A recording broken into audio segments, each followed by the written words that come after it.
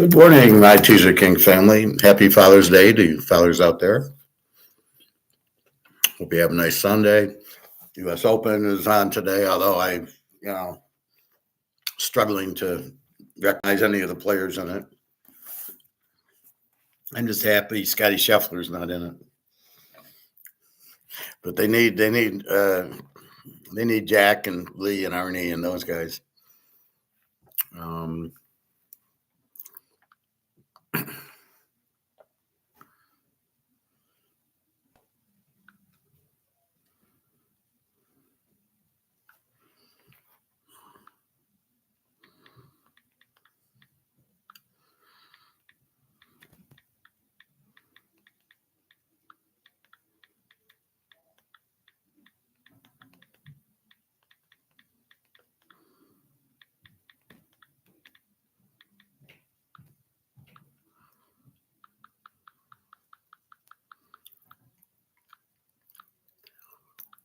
All right, just a second.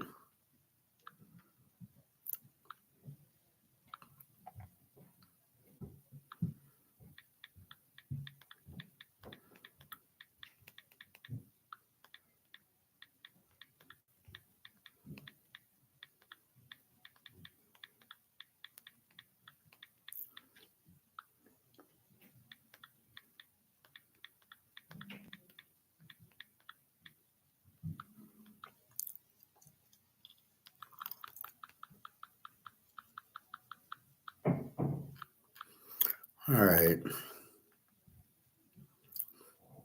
So yesterday we were looking at Adam Smith. We will look at that a little bit also. Nothing new in gold and silver. They don't play on Saturdays.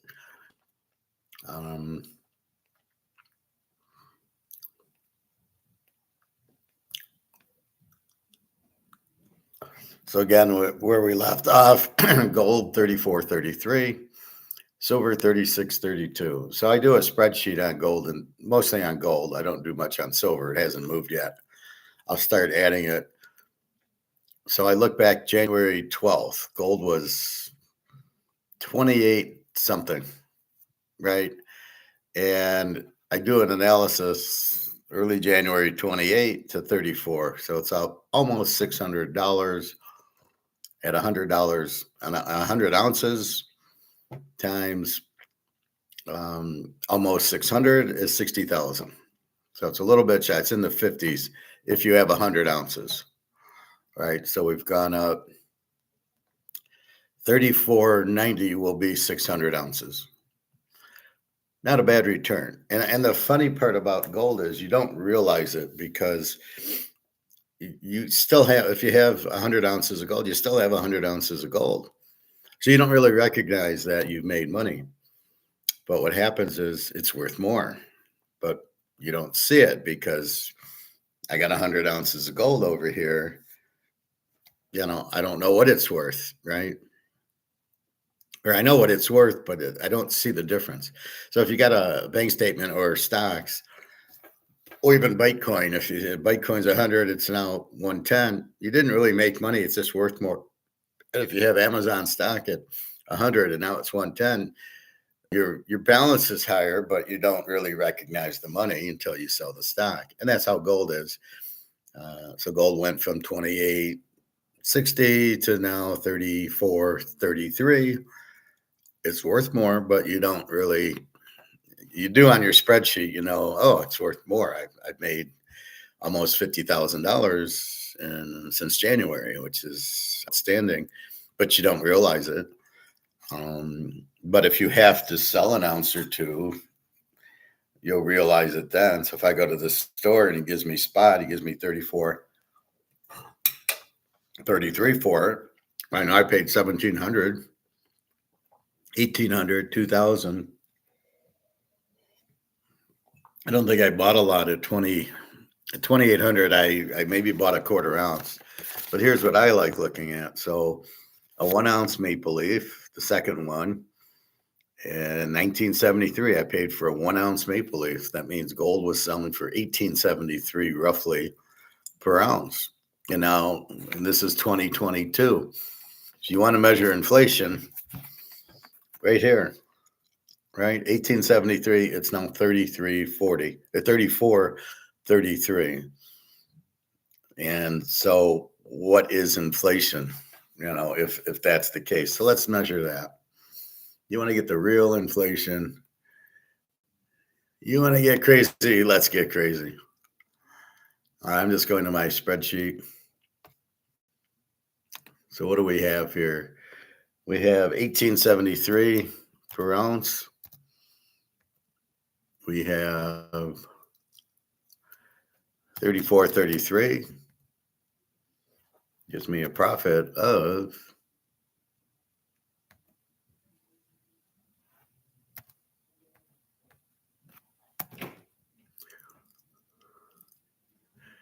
$1,560.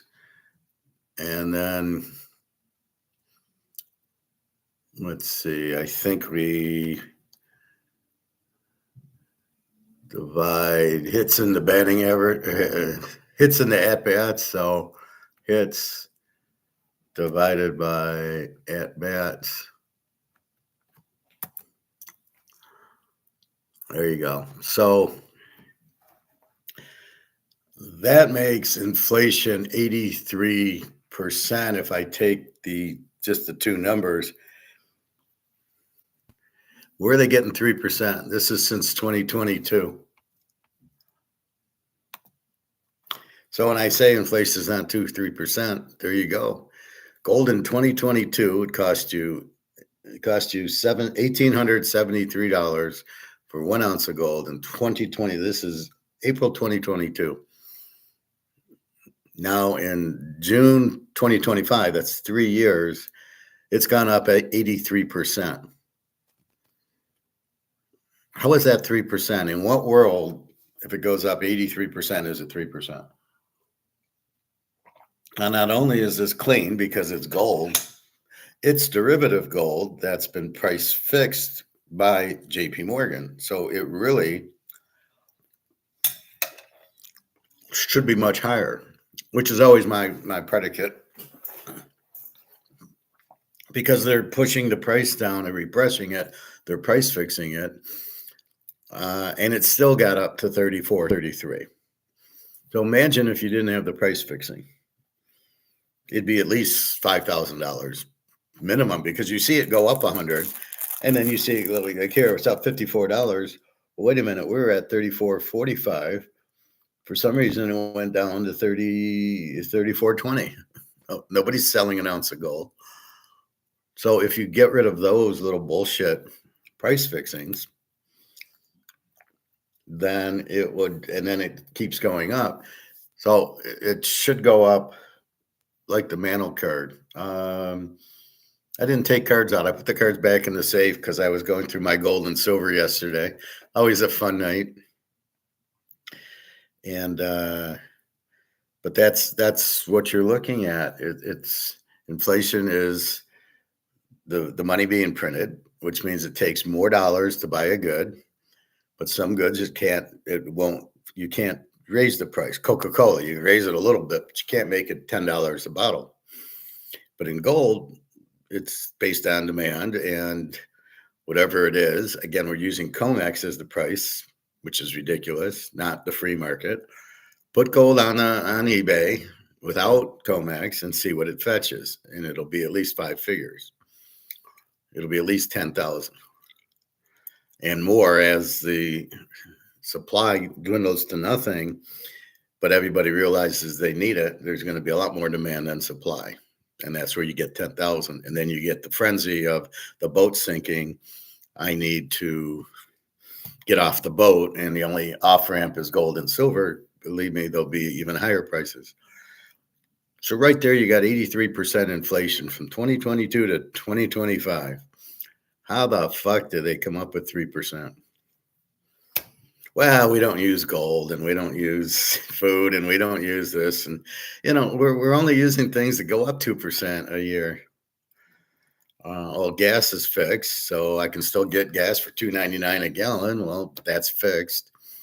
That's not the real price of gas. And then you have, like clothes or certain other things. What My avocados, they went up from like $1 to 2.75 at one grocery store. I can still get it for 99 cents at Walmart, but I can't. But at the other store, it's 2.79. So you can't. How do you even measure that? Um, what do you measure? The price of cars, the price of homes? Very difficult to measure.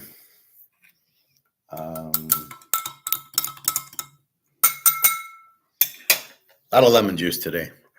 So that's what you have is a perfect example of inflation at 83% for just 3 years.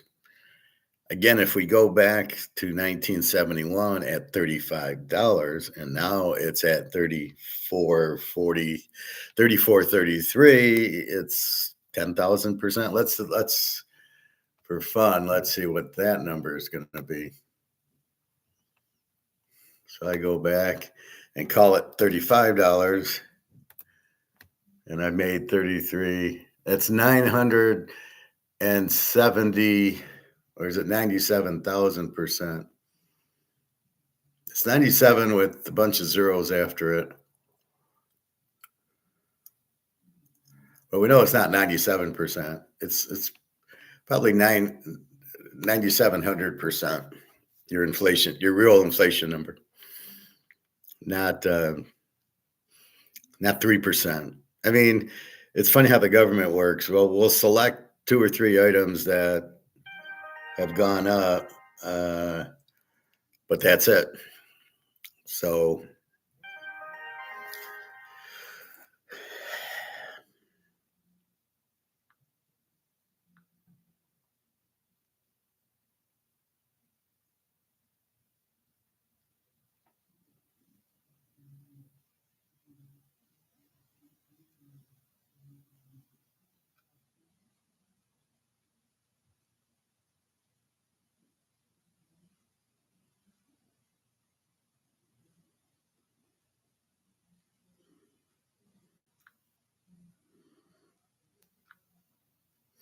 my friend wishing me a happy Father's Day.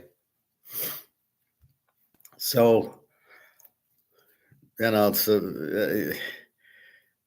do you measure inflation year by year? You don't. How do you pick the goods and services to measure it? You can't.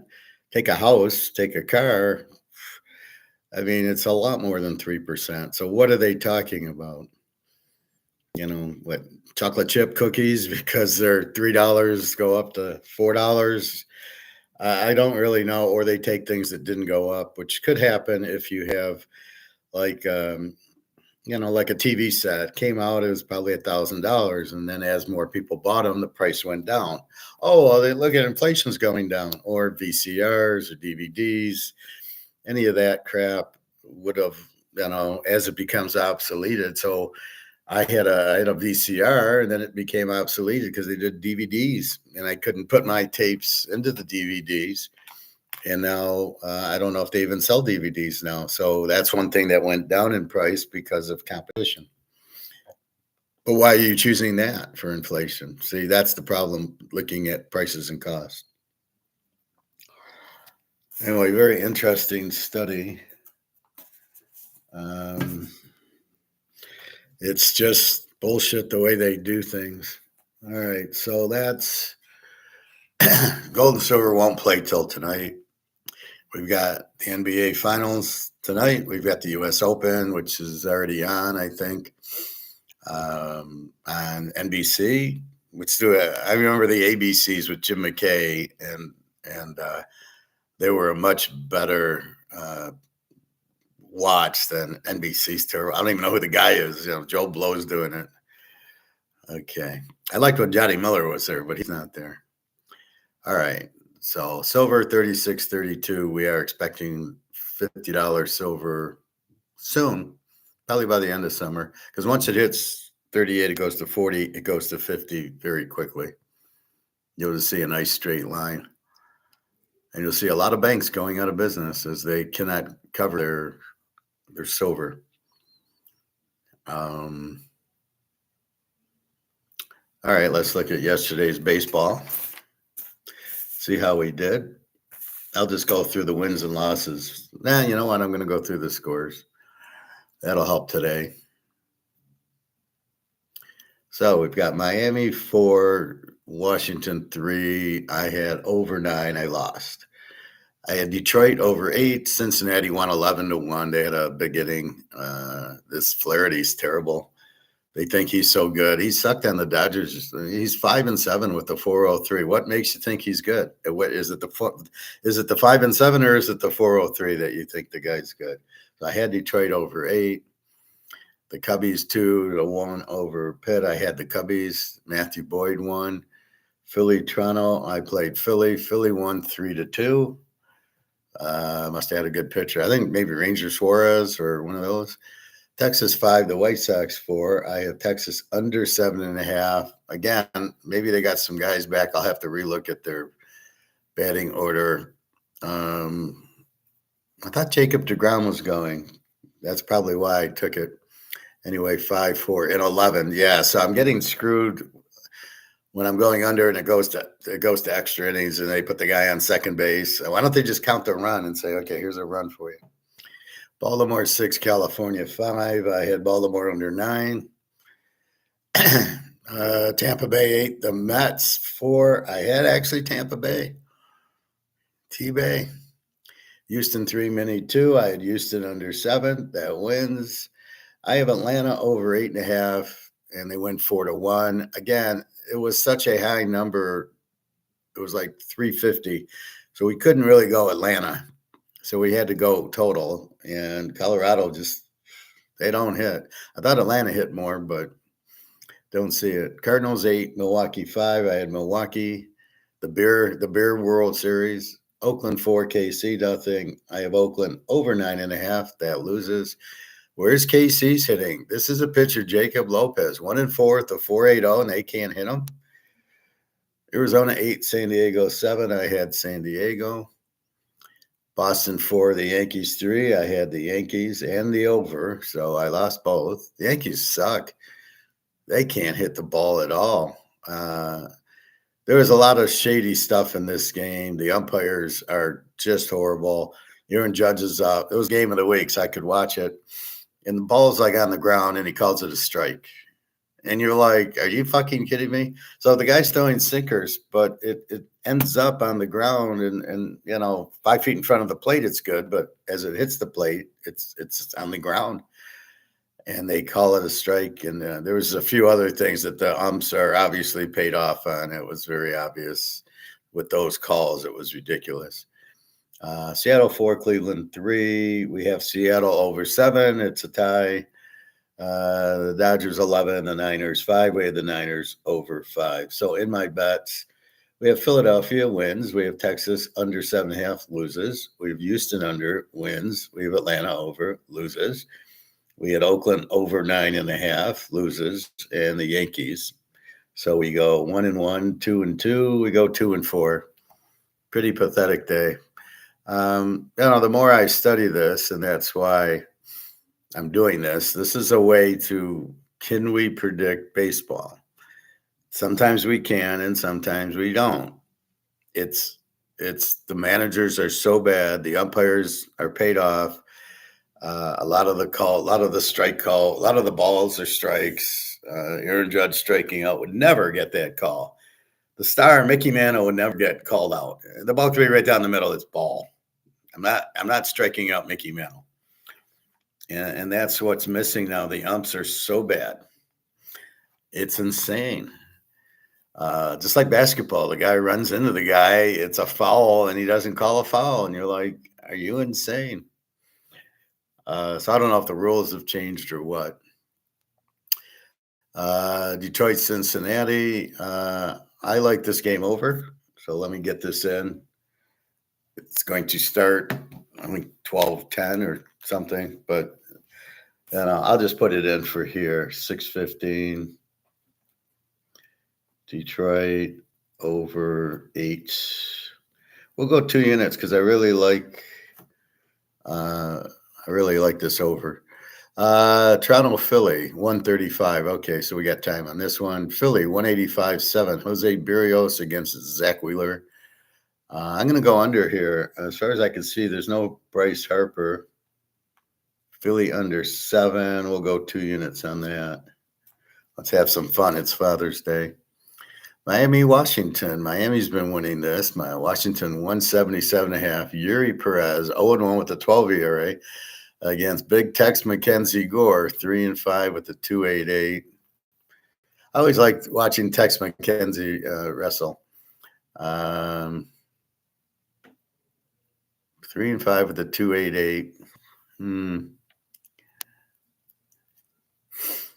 Yeah, we'll go under in this. I can't trust Tex McKenzie. Under 7.5. No bet though. Colorado, Atlanta. It's only 350 today.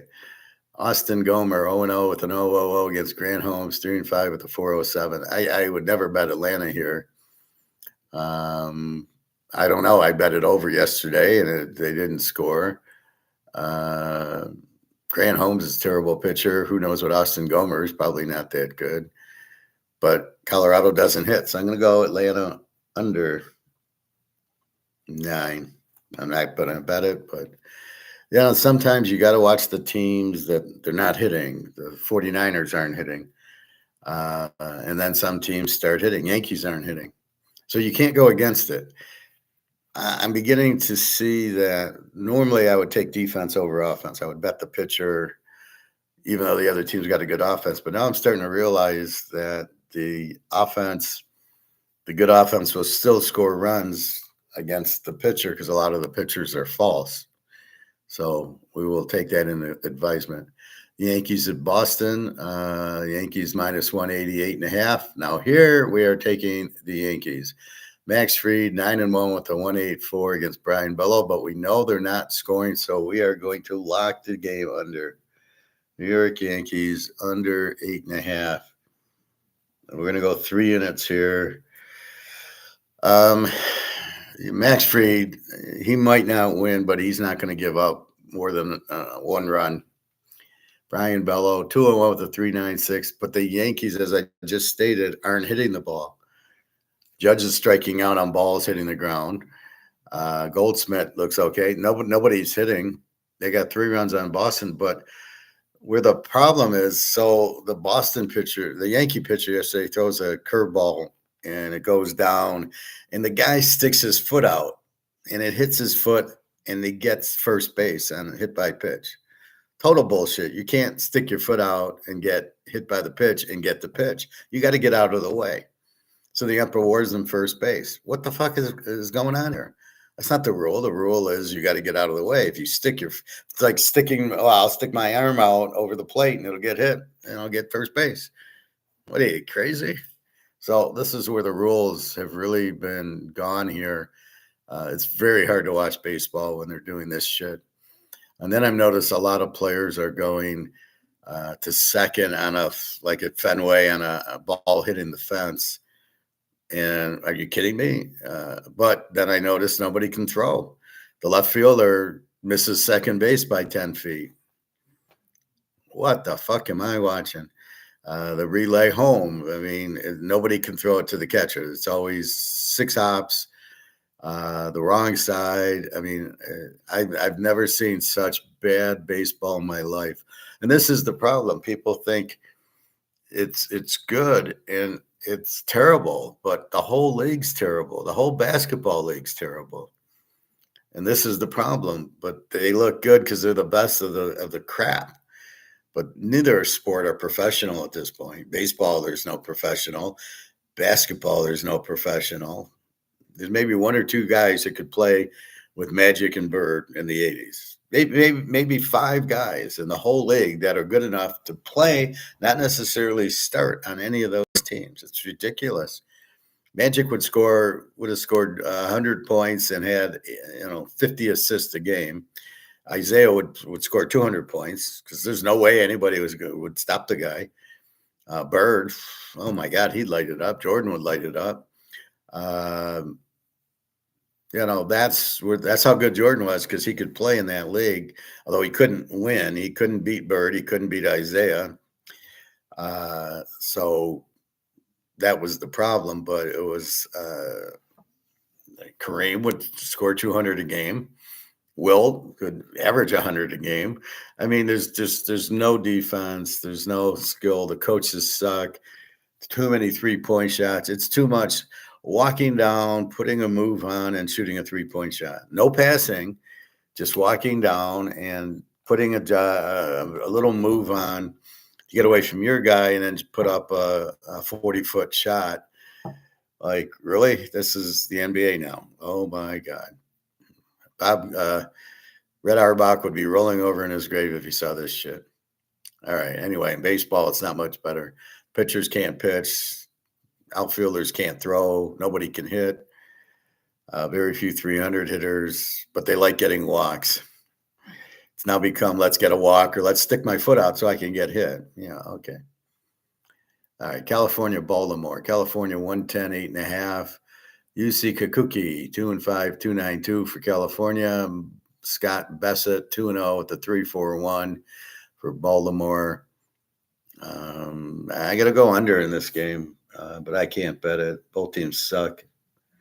And I think that's a bigger problem trying to pick the games. These teams suck and they're very inconsistent. Texas wins 16-4 twice and then 1-0. And you're like, I don't know what to think. Tampa Bay and the JETSs. The Jets 155-8. Shane Baez 5-3 with the 497 goes against Griffin Canning 6-2 with the 322.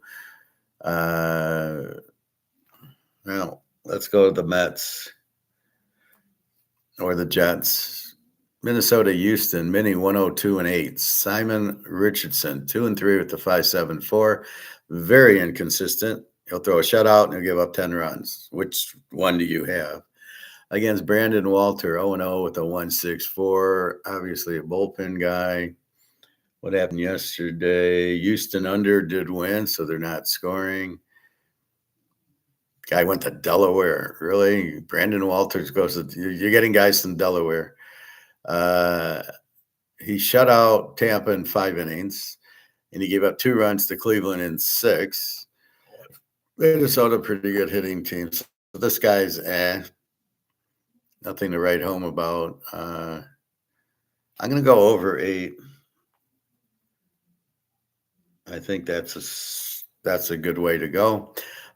St. Louis and Milwaukee, the Budweiser against Miller.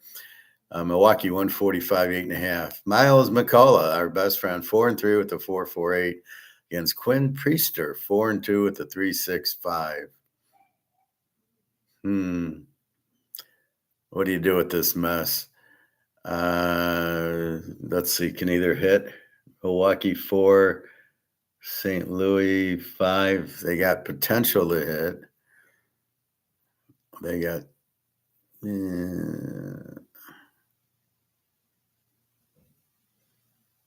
I don't know. I'm going to take St. Louis on a hunch, but I'm not going to bet it. My 6 cents is saying take St. Louis.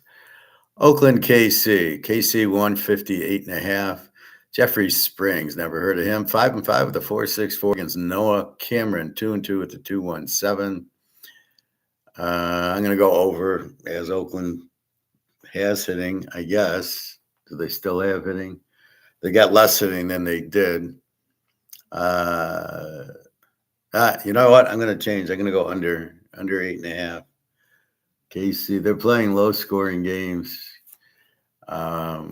Jeffrey Springs, I don't know. Just Noah Cameron with the 2. I have no idea. Pitt and the Cubbies. The Cubbies 150-7. Mitch Keller 1-9 with the 4.15 against Colin Ray, whose ERA used to be in the 2s, is now in the 4s.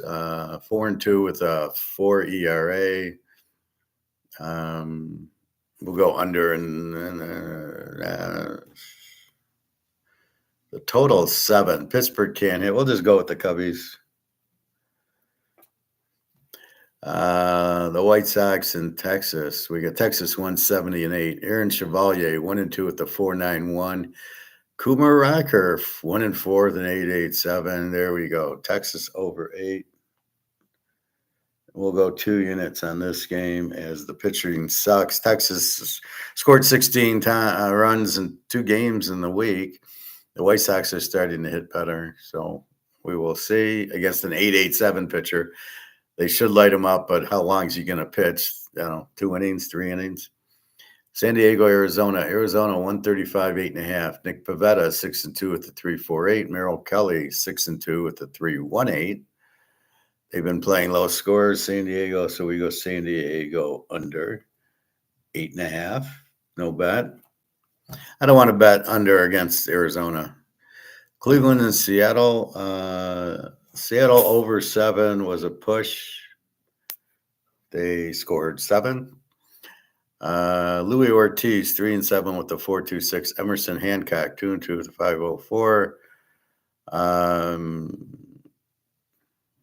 Geez, both pitchers suck. Let's go over here. Seattle over 8. We'll go 2 units. And our last game, the 49ers and the Rams again. 49ers over 9, and it went over. The Dodgers 185-9. Kyle Harrison 1-1 with a 4.56. Dusty May 3-4 with a 4.46. Both pitchers suck. We'll go over 9 again. And that is baseball. So let's review. Detroit over 8 just started. Philly under 7, 2 units. Washington under 7.5. Atlanta under 9. The Yankees under 8.5 with Fried going 3 units. Baltimore under 8.5. The Mets, Minnesota over 8. St. Louis, Oakland under 8.5. The Cubbies, Texas over 8, 2 units. San Diego under 8.5. Seattle over 8, 2 units. Frisco over 9. So the bets: Detroit over 8, Philly under 7, the Yankees under 8.5, Texas over 8, and Seattle over 8. Very, very confusing. All right, let's go to the NBA, and we are betting big on OKC. We had this come up in our last round. I think OKC was playing Denver or somebody, and Prophet mentioned to me to take, they're down.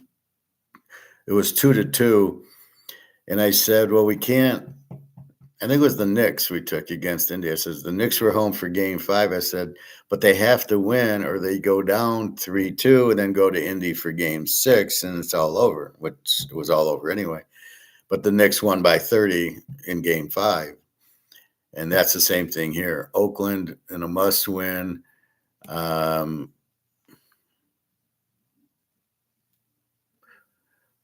OKC's 9.5, 224. Well, the unders come in every game.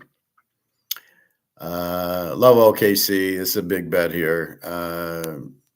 Let's go 5 units here. OKC minus 9.5. Now, why do they have to win? The series is tied at 2 apiece. Oh, wait, this is actually tomorrow. Okay. So this is tomorrow's game, Monday at 8:30. Don't know why it's not today. So if Indy wins, they're up 3-2 and go home for game 6, and they win the series.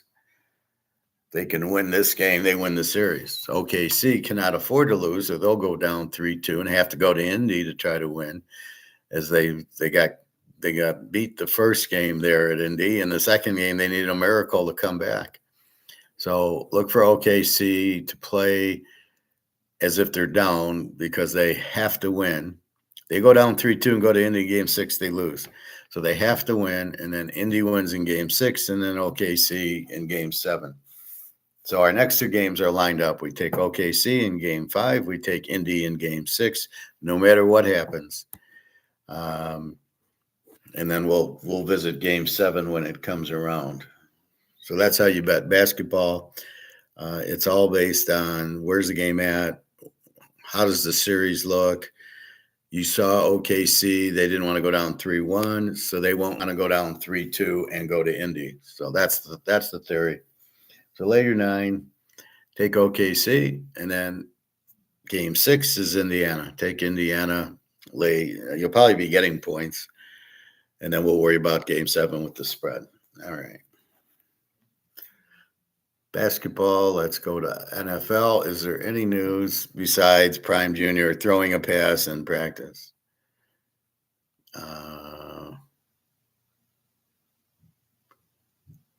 This is how Browns decision makers view their quarterback battle. What's he going to say? Well, we think Prime Jr. is gonna win it. You can't say that. Dylan Gabriel is the man. What's Prime Jr. doing there? I have no idea. Who's the battle? What's this Jory Epstein? What does she know? Everyone from Joe Flacco to Prime Jr. has got to earn their keep. Bullshit. Who are the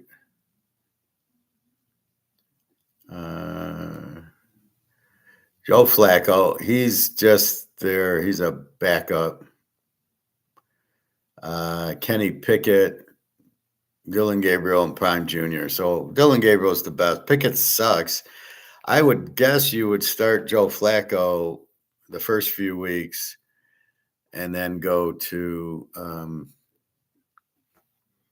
you would go Flacco, and then you would go weeks 1, 2, and 3 maybe. And then you go to Dylan Gabriel. Kenny Pickett, you can't use. And what is Prime Jr. doing there? I have no idea. You got to get Dylan Gabriel ready. You can't have this battle with Prime Jr. Like, Prime Jr. is not a good quarterback.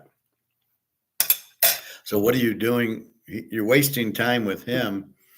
You're wasting reps that Gabriel should be getting. So they're making a huge mistake there, because Flacco, he's a good backup if the guy get hurt, but he's not your starter.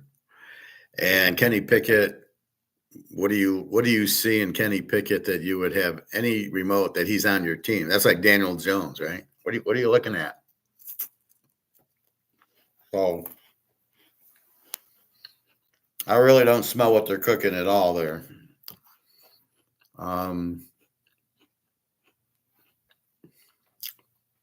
Let's move to economics. So I showed you part of Adam Smith yesterday. We can look at some more. The key to the whole economy is free trade, because it allows you more customers. If I'm just in the U.S., I only have the U.S. customers, but if I have free trade, I now bring in Europe and Asia and Africa and Latin America and the moon. Apparently, there's people on the moon. I don't know what they're doing with spaceships to Mars. What are they? Or the Mars, I mean. So then you have that, but then you want to expand your customer base. Just like me on the internet, a guy from Russia could buy my picks or something. Hey, Cher, I'm glad that you're back. Welcome back. Any questions, comments, please feel free. So we talked about baseball and the NBA and gold, and now we're going into a little more Adam Smith and a little more economics. So the idea that Adam Smith had was open up the markets, free trade, and open up your customer base. Not only will you sell to more people, but they'll be able to sell to you. So a guy in Zimbabwe can sell me a Mickey Mantle card if he has one. That's the idea of it, right? So there's more. It's a bigger market, more sales, more jobs, more productivity, and a better economy. This is why you have free trade. Tariffs are probably the worst thing you can do, because now you're raising cost, which kills the markets. This is why government, laissez-faire economics, keep the government out. That's the whole point of it. What are they doing? They're raising costs. They're raising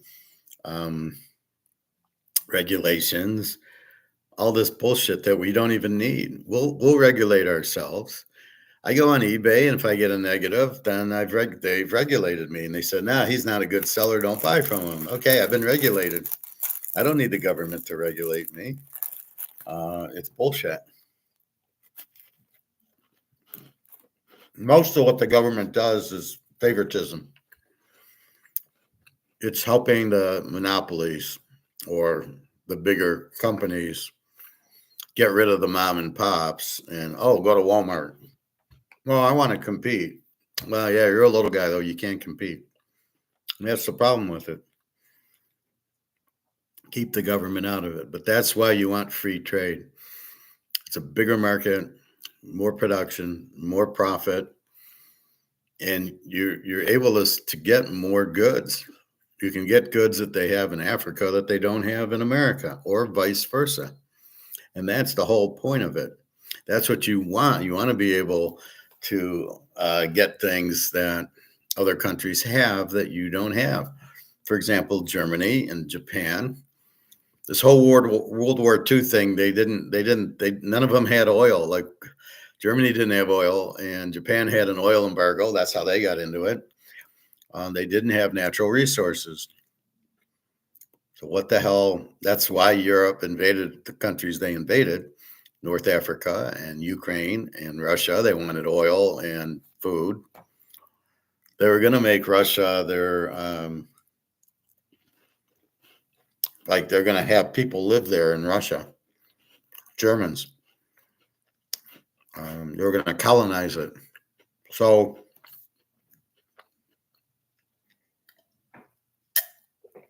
Adam Smith sees this.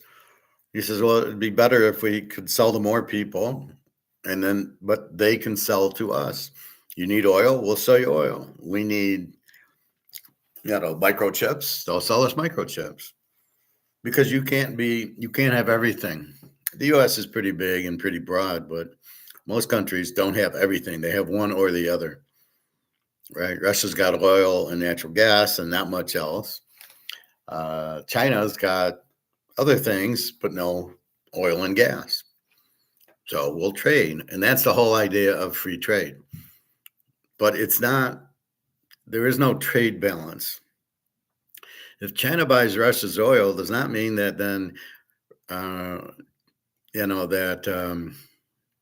China then has to sell something to Russia. They're paying for it. They're trading dollars for the oil.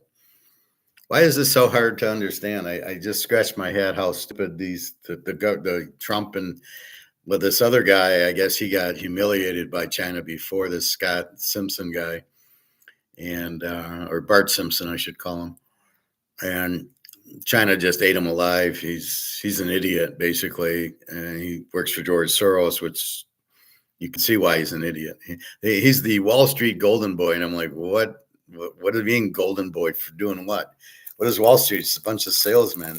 He doesn't know what the fuck he's doing. I would challenge any of these guys to economic talk. They're not even. None of them are in my league.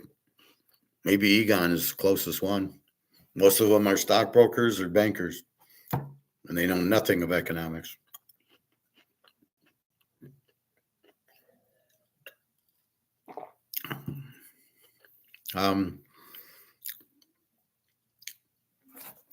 So the other thing,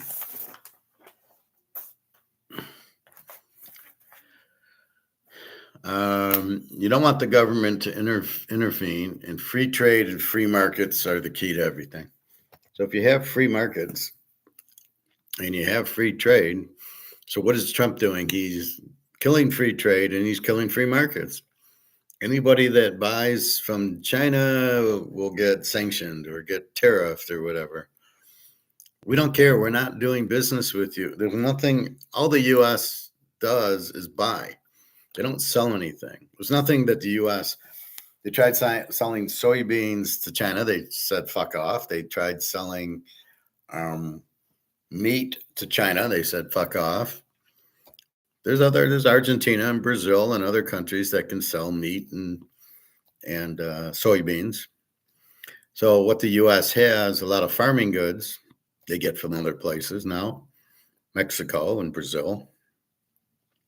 And, it's not hard to grow food. And our food's so bad, it's all poisonous. The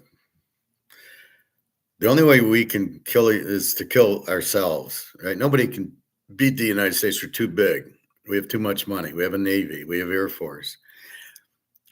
So you can't really destroy us unless you do it from within, which is what's happening. So all these idiots that are breaking apart with riots and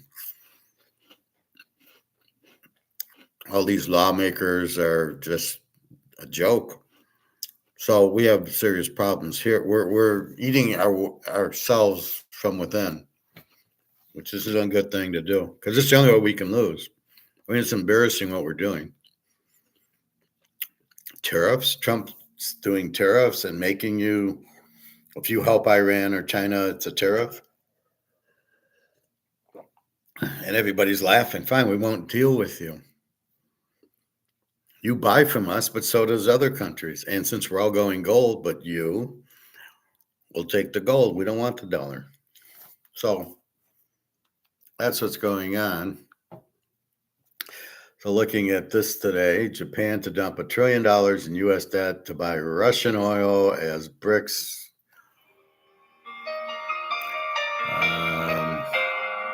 Just a second. Yeah, I'm just in the middle of class. I'm in the middle of class. Can I call you right back? What are you doing? I'm teaching right now.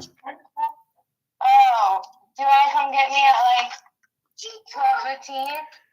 It's 12:30 and I'm just starting.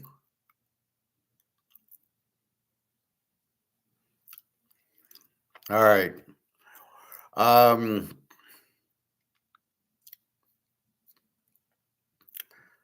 So I love the Panic on Wall Street. So let's watch a few minutes of this. Motion collapse of a global order. And Japan.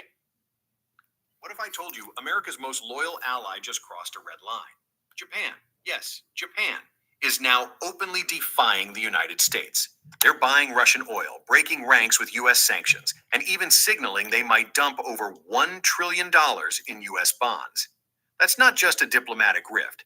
It's a direct threat to America's financial dominance. But it doesn't stop there. From Tokyo to Sao Paulo, the world is shifting. BRICS nations and global South economies are quietly ditching the dollar and moving toward Chinese yuan bonds. And while Wall Street looks the other way, the ground beneath the U.S. financial system is beginning to crack. This isn't just a trade dispute. This is the slow motion collapse of a global order. And Japan's latest move might just be the tipping point. If you want to stay ahead of this financial shift, not just react to it after the headlines break, then make sure to subscribe, smash that like button, and hit the bell. Because what we're tracking here could reshape the global economy, and most people won't see it coming until it's too late.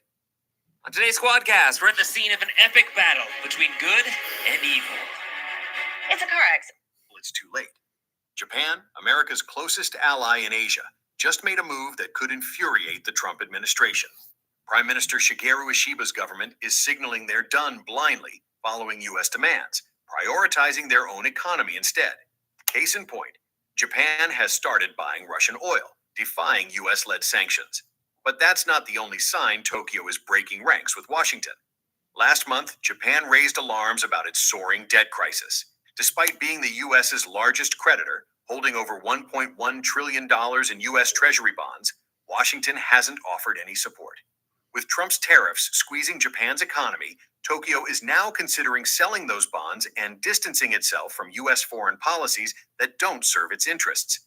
Meanwhile, the global financial landscape is shifting. BRICS nations, along with over 20 other countries, are moving away from U.S. dollar assets toward Chinese bonds.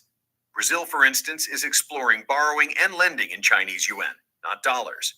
This comes as the U.S. economy grapples with a staggering $36.9 trillion debt and declining demand for long-term treasury bonds.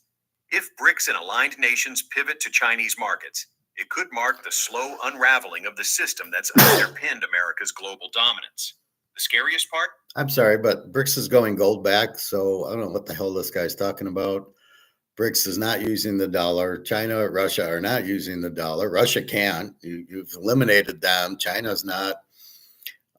Basically, they have gold, and that's what they're using. To trade to each other is gold. It's the gold back system. It'll be announced July 17th in Brazil. It is now June 15th, but it's already out there.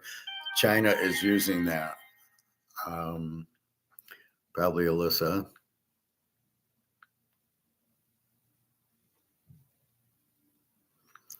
Got another one of these crazy texts that I don't know who it is.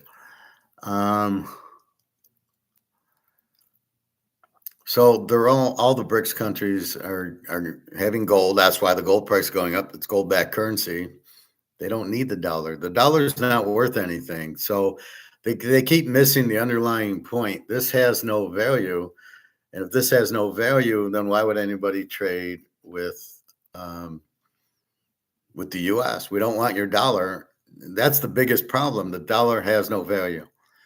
So what are you selling? You're going to tariff people. Okay, are you this stupid, Trump? Or are you listening to Homer Simpson or Bart Simpson here? Or is this part of a plan to get a total reset? But guess what? If you go to CBDCs and you're still using this, it's still worthless. This is worthless. So if it's not backed by gold, it doesn't matter what new little thing they do. But I don't see CBDCs. The banks won't take it. All right. So now there's 44 countries in BRICS, and none of them are taking the dollar. They're trading amongst themselves. I don't know what this guy's talking about. Most people don't even realize it's happening.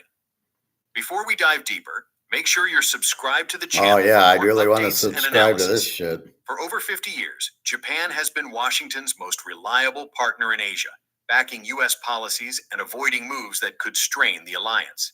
But that era of loyalty is cracking. Tokyo has openly defied Washington by resuming Russian oil imports, challenging sanctions imposed after the Ukraine war. This isn't a sneaky deal. It's a deliberate, government-approved decision to put Japan's needs first. In a bold move, Japan's government directed Taiyo Oil, a private refiner, to purchase 600,000 barrels of Sakhalin blend crude from Russia's Sakhalin-2 project. This project also supplies Japan with critical liquefied natural gas, LNG, a lifeline for the country's energy needs. The oil is a byproduct of LNG production, and refusing it could disrupt the gas supply chain. So, Japan didn't just allow the deal, they pushed for it even as the West shuns Russian oil. Here's where it gets tricky. This import falls under a temporary U.S. waiver, allowing Japan to buy Sakhalin-2 crude without violating sanctions. But that waiver expires on June 28, 2025. Unless Washington grants an extension, Japan faces a tough choice: risk energy shortages or openly break with U.S. policy. For now, Tokyo is buying time, but the message is clear. When survival is on the line, Japan won't wait for U.S. approval. Adding to the drama, the oil was delivered by a ship called Voyager, blacklisted by both the US and EU. Normally, dealing with a banned vessel would be a red flag, but the waiver shields Japan from penalties, for now. The EU doesn't impose secondary sanctions outside Europe, so the deal went through. Still, it's a bad look for one of America's key allies to be using blacklisted ships to import Russian oil. It underscores how desperate Japan's energy situation has become. Since the Fukushima disaster, nuclear power has been sidelined, making Japan heavily reliant on imported LNG and oil. When those supplies are at risk, Tokyo is willing to bend the rules. But this move could have bigger consequences. If Japan can secure exemptions to buy Russian oil, what's stopping other nations from demanding the same? Every loophole chips away at the West's sanctions, giving Moscow a financial lifeline just as the US and its allies aim to isolate Russia. This isn't just about energy. It's a wake-up call. Japan's decision to buy Russian oil again shows how fast global alliances can crack when energy needs clash with geopolitical agendas. All right, so that really hurts the U.S. because Japan's going to dump $1 trillion of debt. Where's the U.S. going to get the $1 trillion from? I mean, these are bonds that we owe them. So when they cash them in, we got to give them the $1 trillion, which we don't have. Anyway.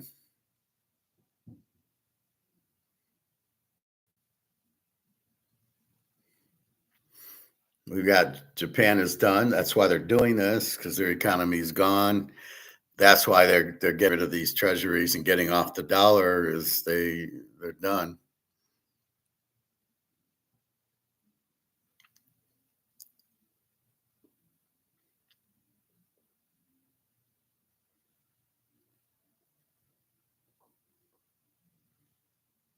So here, China cancels all dollar trade.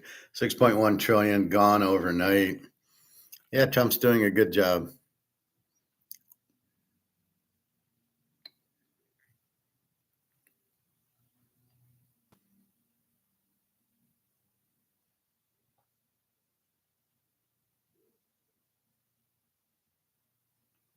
All right, let's see.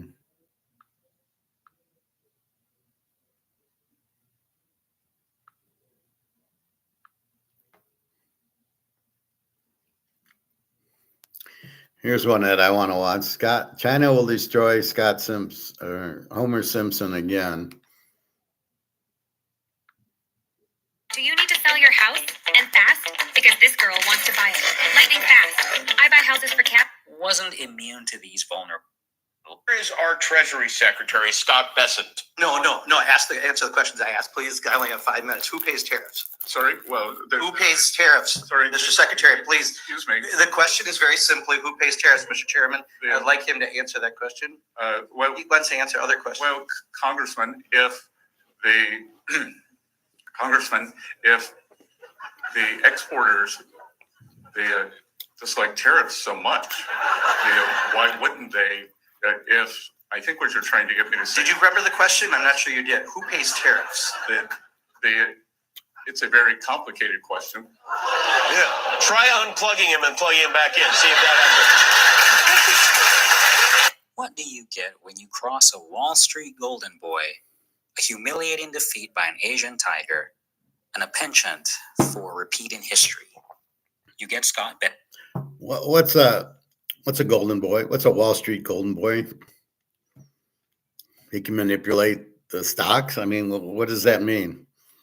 I have no idea. The man who apparently hasn't learned his lesson when it comes to China. Before he was allegedly getting decked by Elon Musk at the White House, Scott Bessent was best known as George Soros's golden boy. And in 1997, he got a very public, very painful lesson in humility from the Hong Kong Monetary Authority during the final, brutal battle of the Asian financial crisis. That's right. The same Scott Bessent who now holds the prestigious title of U.S. Treasury Secretary. It seems some habits and some defeats die hard. Today we're diving deep into Bessent's past, his present, and why his history with China suggests a rather predictable and perhaps equally humiliating future. Secretary, how are you doing? So far, so good. Okay, I was just curious because I know Elon Musk body checked you at the White House. I just no animosity to Elon Musk, right? You know that? Back in the mid-90s, the Asian economies were booming, often referred to as the Asian tigers. But beneath the surface, vulnerabilities were brewing, ripe for the picking by financial predators like George Soros and his quantum fund. And at the heart of their operations, specifically as head of macro strategy, was none other than Scott Bessent. Their strategy? To profit from perceived weaknesses in these economies, often by shorting currencies and stock markets. It was a high-stakes game, and they had a track record of success, most notably with the British pound on Black Wednesday in 1992, where they raked in over $1 billion. So what made these Asian tigers so vulnerable? It wasn't just bad luck. It was a cocktail of systemic weaknesses. Many of these economies had fixed exchange rate Don't you love regimes AI? and currency pegs to the US dollar. While this provided stability, it also made them prime targets for speculative attacks. When a currency is overvalued, speculators can borrow it, sell it, and then buy it back cheaper after a devaluation, pocketing the difference. Beyond the currency pegs, there were significant internal issues. We're talking weak corporate governance, a severe lack of proper disclosure systems, and insufficient supervision and regulation of banks. I can't stand when AI does this because they're monotone. I don't know what everybody thinks is so great about AI. I really don't like it. I prefer a guy talking like me where you can kind of get a gist of what they're saying. The guy's monotone. I have no idea what he just said. I don't know. okay, the currencies are going down and they're shorting them, and they're, what sounds like what JP Morgan does with gold and silver. The problem is they're going down because JP Morgan's doing the derivatives. So I don't know what he's talking about as far as the currency. There's no real currency. They're all tied to the dollar, and it's all manipulated. So I don't know what he did there. But China humiliated him once, so good. We can see them humiliate him again. I don't like this guy. I think he's a clown. Truce is broken in its war again. U.S.-China trade war explodes. So again, Trump thinks it's supposed to be the same amount traded on each side. He doesn't understand. You trade dollars for goods. That's the trade. Let's look at Adam Smith. We did see Mark McGuire, silver set to soar. We'll see.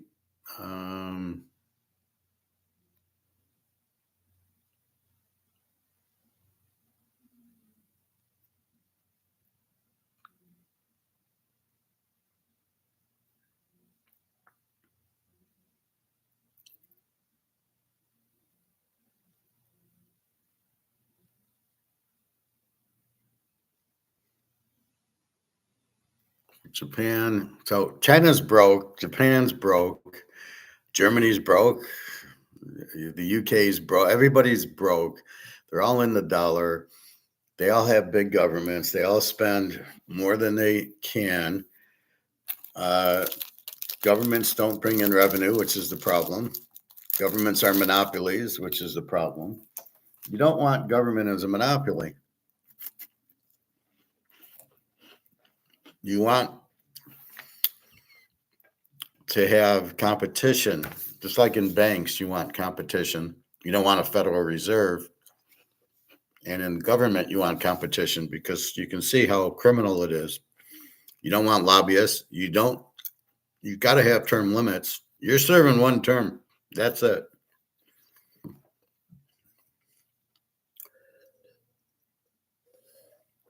So you got to kill lobbyists in one term, but the people who are in charge won't do that. I'd fuck them all over. I'd just blow them all up. Sorry. It's gone. So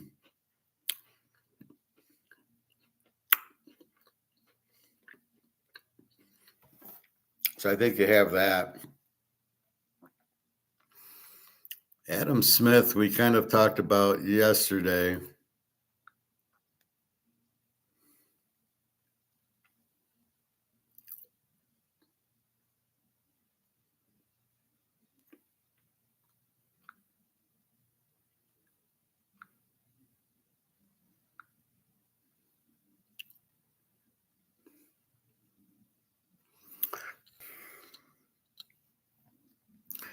Well, we'll go through a little bit more.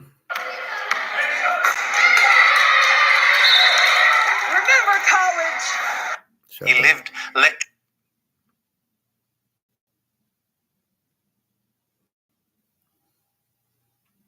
right, let's look at this Whole Foods thing.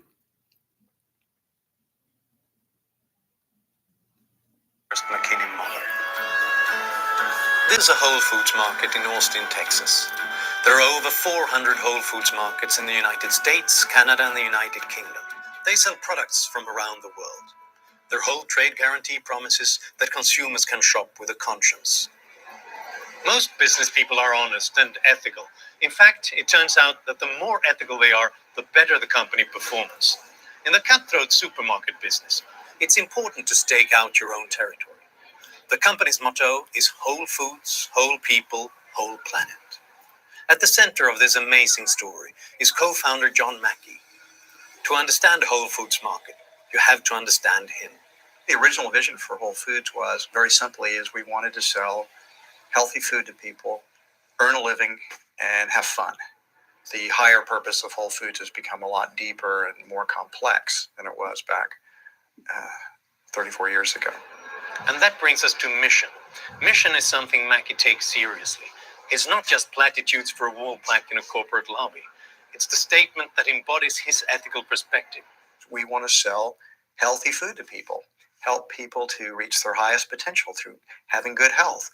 We also have a sense that the people that work for us should be flourishing and should be happy in their work. And we also feel a responsibility for the larger communities that we're trading with. It's been on Fortune's 100 Best Companies to Work For list for 18 years in a row. What seems to make Whole Foods so successful is that the people who work here are strongly committed to all the stakeholders, to customers and team members, to stockholders and suppliers, which has resulted in highly committed employees and very faithful customers. And a lot of John Mackey's philosophy is based solidly on Adam Smith. I mean, Adam Smith was so far ahead of his time. The totality of his ideas are still very, very important and very relevant today. Smith gives us a way of thinking about markets and morality together. For Smith, these are not two things that can easily be extricated from each other, as if one can simply talk about rational economic men on one hand and then moral men in a different sphere on another.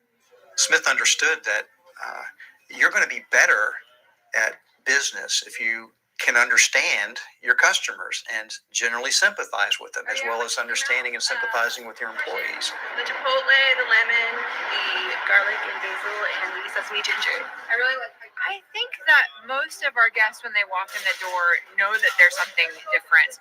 For a lot of people, it's the energy of the team members, right? I think a lot of our team members feel empowered and feel fulfilled, and therefore feel happy and satisfied in their work. Lindsay Mucha is store team leader of one of the Whole Foods markets in Austin. She's been with Whole Foods for over 10 years.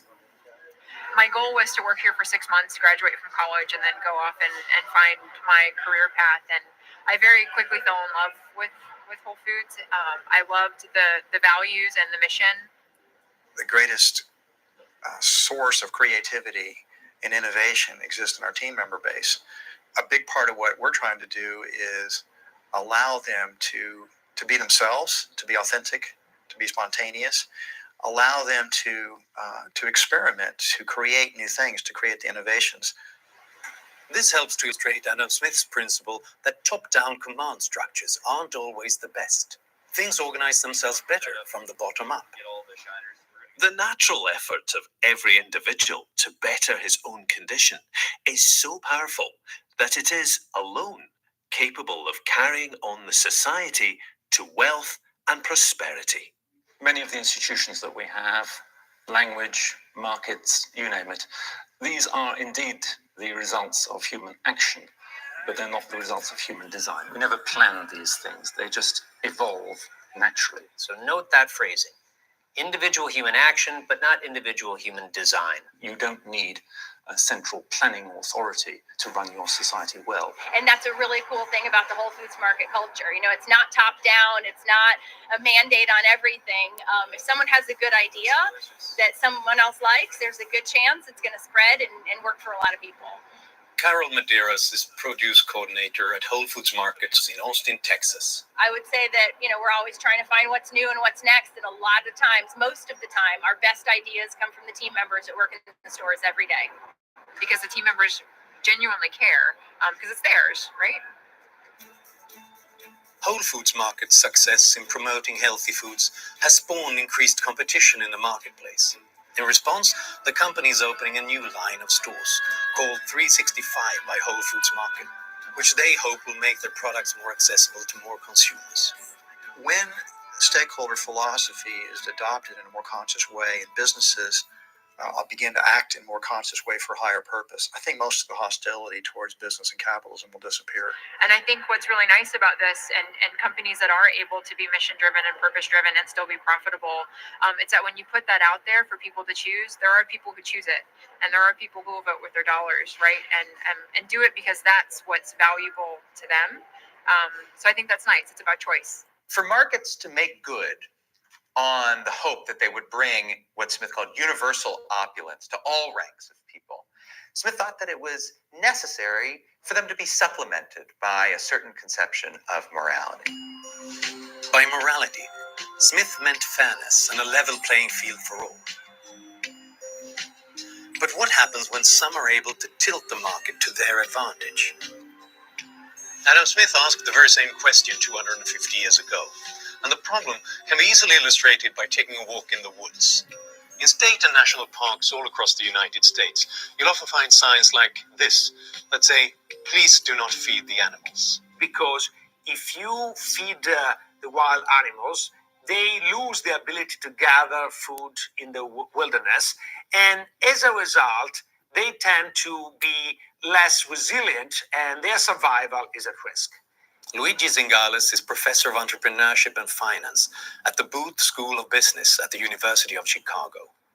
I think that a similar sign should be put in Washington to say, please don't feed business. Precisely because I love business, I don't want business to become fat and unable to compete in the global marketplace. Smith was very suspicious of partnerships between government and business. That's effectively what we call cronyism today. I needed a change, and the Google Career Certificate made that change possible. I completed it in 2 months. Smith was very suspicious of partnerships between government and business. That's effectively what we call cronyism today.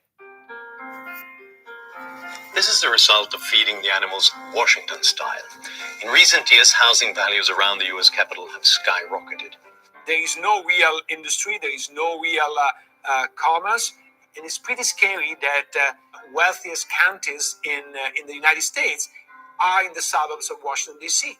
The top 2 richest counties in the United States, and 6 of the top 10, are suburbs of Washington, D.C. All that money is basically money that is sucked from the system and wasted in lobbying. Lobbying pays very well, and not just for the lobbyists. The real payoffs go to the corporations they represent.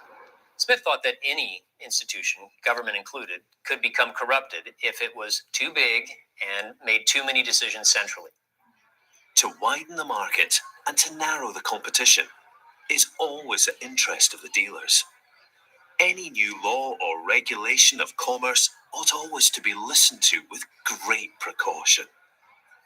A series of recent governmental regulations illustrates Adam Smith's fear. Corn ethanol is a biofuel. It's basically fuel that comes from corn. It's more costly and far more inefficient to make than ethanol from sugar. But now, almost 40% of the nation's corn crop goes into making ethanol, which has driven the price of corn way up. It makes corn farmers and processors happy because it gives them a guaranteed profit. But all of us have to pay more for foods that use corn, especially meat and poultry. The fuel companies are required by federal law to buy ethanol, whether they want it or not, or whether motorists want it or not. Between 2007 and 2012, the corn ethanol lobby spent $139 million and in return gained over $28 billion in corn ethanol tax credits.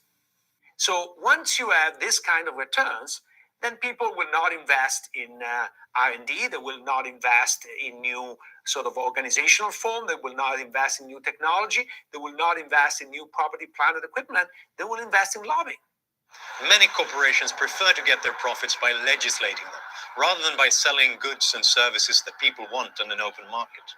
Adam Smith saw exactly the same forces at work in his day. What Smith saw was that when business people go to the government and they say, we want a special royal charter, we want special protections from competition, we are a vital national industry, JP Morgan. need special privileges, you got to be careful. Because when this happens, this is really people conspiring to protect their own interests at the expense of others. That's JP Morgan with gold and silver. That's the Federal Reserve with all their bullshit. That's the defense contractors. They've all got the special thing, non-competitive, some form of monopoly, and it sucks, and it's not free markets. Adam Smith understands that in order for competition to work its magic, you need to have rules in place, because otherwise, rather than competition, you have the law of the jungle. This is Adam Smith's key insight. Competition is not a way of giving power to companies. It's a way of giving us power over them. The founding fathers not only established a government of the people, by the people, for the people, they also established an economic system of the people, by the people, for the people. This is what distinguishes the United States from the rest of the world, and this is what gives us hope. But is it possible to have markets that operate in the interests of sellers and buyers? without a lot of government regulation? The answer might be yes, if they embody Adam Smith's ideas. It used to be that when you wanted to go someplace in a city, you had to wait for a taxi or rent a car. But now with apps like Uber and Lyft, that's all changed. Lyft? Yes. Hi, are you David? Yes. People today ride with strangers in their cars. And with sites like Airbnb, they sleep in strangers' homes. It's just a tiny part of a much larger and much more important social trend, an explosion of trust enabled by the internet. And the granddaddy of them all is eBay. Almost every country in the world has buyers and sellers who work inside the eBay marketplace. Devin Wenig is CEO of eBay Marketplaces. eBay is founded on this principle of economic democracy, that individuals around the world who don't know each other and have never met can work in a system to be able to conduct economic transactions fairly and securely and have confidence in that. eBay was founded in 1995 by Pierre Omidyar. Pierre thought very strongly about the notion of the free market. He believed in Adam Smith's principles. He believed that an economic democracy would not only be a great business, but it had the potential to do immense amounts of good around the world. eBay has hundreds of thousands of small sellers around the world that are now doing more than half their business outside of their national borders. One retailer that is profiting in this new era is Gelb Music. Okay, so we got the idea there. Again, it's Adam Smith, the real Adam Smith. There's another one I'm looking for. I will watch that later. And then the last thing I want to do is NFL, and I probably should have done it earlier when we're talking sports. So this will be the last thing, and happy Father's Day, and I got to go call Alyssa back. All right, I added my trends in. We can't use them all, but I'll tell you where we can use them. Dallas at Philly. Philly is 746.5. Play against Dallas is 14-3. Play Phillies 15-3 as the home favorite. So the trends that you use Philly, I don't know, because they just added Barkley and the coach and the quarterback have been there. Dallas, you can use their trends because, well, now you got a new coach. So again, it's very hard to use the technical trends, but I'll just go through them. Kansas City, San Diego. San Diego was 15-3 last year and 28-7 over the last 2 years. Jacksonville, Carolina. Play against Jacksonville 15-2 last year. Play against Carolina 27-7 the last 2 years, which I think you can use because I think Steve Young was there for both years. The Giants in Washington. Washington was 17-3 in a teaser last year. Play against the Giants 14-3 last year. So it's a good Washington trend. Pittsburgh and the Jets. Play against the Jets 15-2 last year, 27-7 for the last 2 years. Miami and Indy. Play against Indy last year 17-0 and 29-5 the last 2 years. So Indy should still be a good play against team. Cincy, Cleveland. Play against Cleveland 14-3. Play against Cincy 14-3 last year. Both bad against the number. Tampa Bay, Atlanta. Tampa Bay was 16-2 last year in a teaser. Play against Atlanta was 14-3 last year, 32-5. However, that was Kirk Cousins. So the last few games was Penix. So you've got to reanalyze this as we go.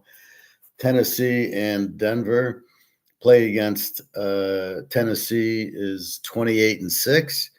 Denver was 16-2 last year. Play against Tennessee last year was 15-2 and 28-7. So you can see, but you only got a year of Denver. So that's why a lot of these trends, like I can only use 1 year, Sean Payton and Bo Nix. So 16-2 last year.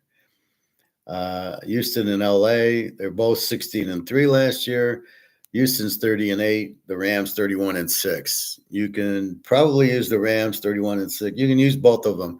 CJ Stroud's been there 2 years, and obviously Stafford's been there 2 years. Detroit and Green Bay. Detroit is 30-8. The last 2 years, Green Bay 15-3 last year, 30-7. So these are teams that cover. Baltimore, Buffalo. Baltimore was 16-3 in the teaser, 31-7 over 2 years, and Buffalo was 17-3 last year. And Minnesota and the Bears. Minnesota was 15-3 in the teaser last year, 30-5 the last 2 years. Minnesota's always our golden boy. So I wanted to get those little trends in. Now, what can we use on some of the teams? So if we go through the teams, you can't use Dallas. They got a new coach. Philly, I think you can use. You have Hurts in the coach, but you added Barkley. KC, you can use. They don't have any strong trends from last year. They were winning and not covering a lot. San Diego, you got 1 year of Harbaugh and Herbert, so you can only use 1 year. Carolina, I think you can go back 2 years. Jacksonville, you got a new coach, so you can't use them.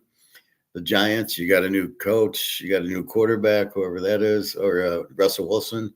Washington, you've got 1 year of coach and quarterback. Pittsburgh, you have nothing with Aaron Rodgers. The Jets, you have nothing with Fields. Arizona, you do have a year with Murray and the coach.